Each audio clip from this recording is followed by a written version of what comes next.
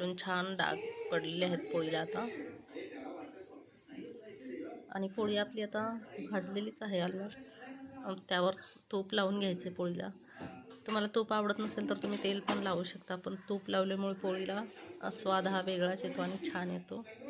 हे बघा पोळी किती छान फुलली आहे, अजिबात फुटलेली नाही पोळी. बघा किती छान झालेली आहे. असं दोन्ही साईडने तूप लावून पोळी खरपूस अशी भाजून घ्यायची आहे. बघा किती छान कलरसुद्धा आलेला आहे पोळीला. आणि मी बनवलेली तिळगुळाची पोळीची रेसिपी तुम्हाला कशी वाटली ते नक्की सांगा. व्हिडिओ लाईक आणि शेअर करायला विसरू नका. आणि तुम्ही सर्वांनी व्हिडिओ शेवटपर्यंत पाहिल्याबद्दल तुम्हा सर्वांचे खूप खूप धन्यवाद.